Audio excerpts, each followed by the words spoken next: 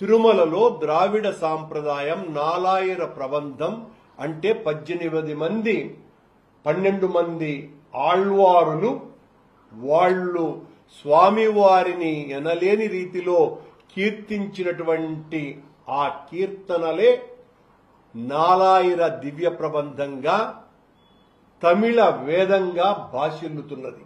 అది ఉత్సవ సమయాలలో మరీ ముఖ్యంగా బ్రహ్మోత్సవాల సమయాలలో పెద్దజీయర్ మఠం వాళ్ళ ఆచానుసారం నిరంతరము కొనసాగేటువంటి ప్రక్రియ మన గుడిలో. అలాగే శ్రీకృష్ణ జన్మాష్టమి ఆ రోజులలో వెంకటేశ్వర స్వామికి సంబంధించి ఆండాళ్వారు రచించినటువంటి ప్రబంధ పఠనమే నెల రోజుల పాటు నిరంతరం కొనసాగుతుంది. ఆ నెల రోజుల పాటు స్వామివారికి సుప్రభాత సేవ కూడా ఉండకుండా ఉంటుంది. ఇది వేల సంవత్సరాలుగా జరుగుతున్నటువంటి ఆచారం కనుక ద్రావిడ సాంప్రదాయాన్ని మన ఆలయంలో కొనసాగించాల్సినటువంటి అవసరం లేదు అనేటువంటి ఒక వితండ వాదనని ఈ బిఆర్ నాయుడు గారు తీసుకురావటం అన్నది తీవ్ర ఆక్షేపణ కలిగించేటువంటి విషయం.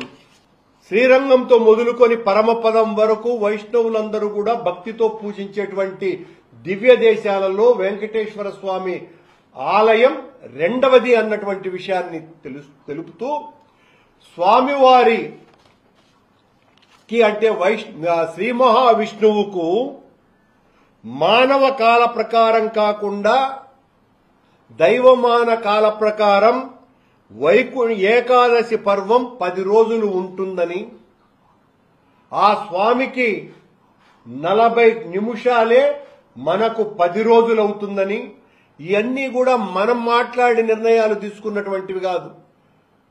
సాంప్రదాయ ప్రసిద్ధులు చెప్పినటువంటి సూచనలు ఇవన్నీ కూడా.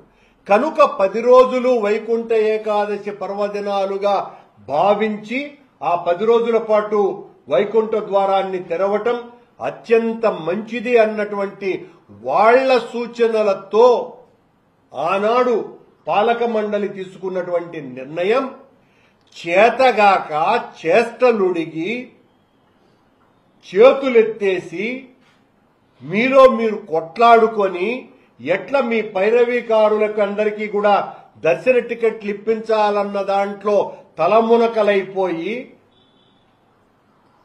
పోయిన సంవత్సరం జరిగినటువంటి వైకుంఠ ఏకాదశి పర్వదినాన ఈ బిఆర్ నాయుడు గారి ఆధ్వర్యంలో తిరుపతిలో జరిగినటువంటి తొక్కిసలాటలో 6 మంది భక్తులు చనిపోవటము, 60 మంది గాయాలవ్వటము మీ అడ్మినిస్ట్రేటివ్ లోపం.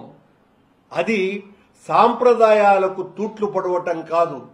మీ అడ్మినిస్ట్రేటివ్ లోపాన్ని ఈ రోజున సాంప్రదాయాన్ని ధ్వంసం చేయటానికి, ఈ సాంప్రదాయం ఏదో కొత్తగా మనకు వచ్చింది కూడా కాదు. పూర్వకాలాన వెంకటేశ్వర స్వామి క్షేత్రంలో కూడా 10 రోజుల పాటు వైకుంఠ దర్శనాలు ఉండినవి అన్నటువంటి విషయాలు కూడా తెలుస్తున్నది. అలాగే స్వామివారికి ఒకప్పుడు 10 సార్లు 12 సార్లు కూడా బ్రహ్మోత్సవాలు జరిగినాయి.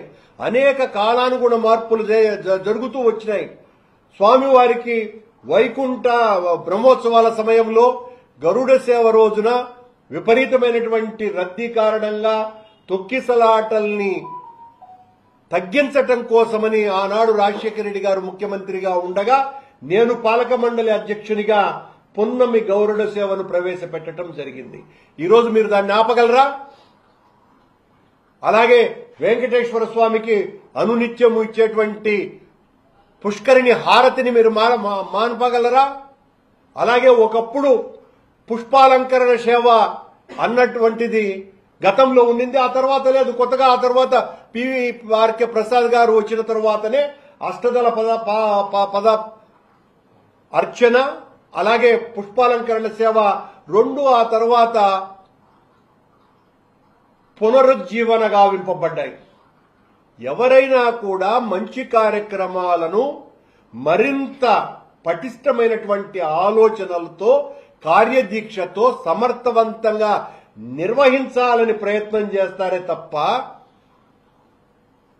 వైసీపీ ప్రభుత్వం తీసుకొని వచ్చింది అని 10 లక్షల మందికి ఇచ్చేటువంటి సామాన్య భక్తుల దర్శనాన్ని ఇనుప పాదాలతో నొక్కివేయటానికి ఈ రోజున మళ్ళా మేము ఆగమ శాస్త్ర పండితుల చేత అభిప్రాయాన్ని తీసుకుంటున్నామని ఆనాడున్నటువంటి ఆగమ శాస్త్ర పండితులు, ఈనాడున్నటువంటి వైఖానస ఆగమ పండితులు వీళ్ళేమన్నా వైసీపీ పార్టీ, తెలుగుదేశం పార్టీ, జనసేన పార్టీల్లో అనుబంధంగా ఉంటారా? వాళ్ళు అత్యంత నిష్ఠాగరిష్ఠులైనటువంటి మహాత్ములు. వాళ్ళ అభిప్రాయాలు ఎప్పటికీ కూడా మారవు. 10 రోజుల క్రితం పద్మావతి గెస్ట్ హౌస్ లో జరిగినటువంటి ఆగమ సలహా మండలి సమావేశంలో కూడా వాళ్ళ అభిప్రాయం మీ ఒత్తిడి తట్టుకోలేక 2 రోజులైనా బాగుంటుంది, 10 రోజులైనా బాగుంటుంది అన్నటువంటి సూచన వాళ్ళు చేసినట్టుగా నా దృష్టికి వచ్చింది. అంటే మీరు బలవంతంతో ఈ 2 రోజులుగా కుదించేయాలా అన్నటువంటి ఈ కుటిల ప్రయత్నాన్ని మానుకోమని బిఆర్ నాయుడు గారికి నేను సెలవిస్తున్నా.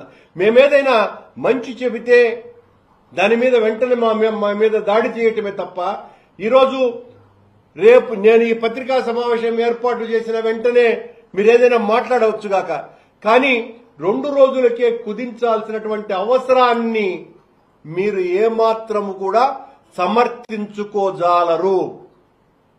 దానివలన ఆ 3 సంవత్సరాలు మేము 20వ సంవత్సరము, 22, 23 సంవత్సరం అత్యద్భుతంగా నిర్వహించడం జరిగింది. ఎక్కడా చిన్న తోపులాట లేదు. అలాగే స్థానికులకు కూడా పెద్ద ఎత్తున దర్శనం కూడా లభించింది.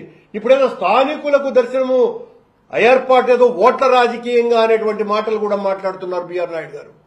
అంటే స్థానికులు భక్తులు కాదా? వాళ్ళు ఏమన్నా దైవద్రోహులా? వైకుంఠ పర్వదినాన ఆ 10 రోజులలో ఒక రోజు వాళ్ళు దర్శనం చేసుకోకూడదా?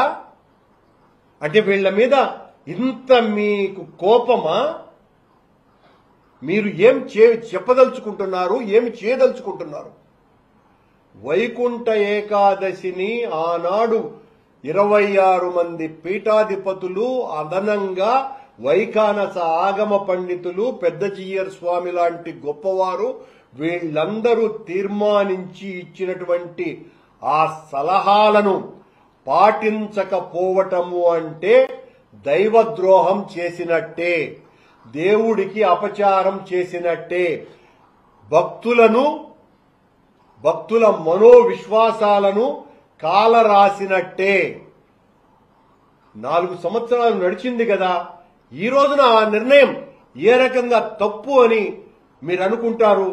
తప్పు అనుకోవటం వెనుక మేము నిర్వహించలేము అని చేతులెత్తేయటము తప్ప మరొక్కటి కాదు. ముక్కోటి దేవతలకు 40 నిమిషాలకు ఆ 10 రోజులు సమానమని అందరూ చెప్తూ ఉంటే, మొత్తం సమాజం అంతా కూడా ఆ నిర్ణయాన్ని ఆహ్వానిస్తే, ఆ 3 సంవత్సరాల కాలంలో దాదాపు 30 లక్షల మందికి పైగా వైకుంఠ ద్వార దర్శనం చేసుకుంటే మీరు చేస్తున్నటువంటి చేష్ట ఏంటి?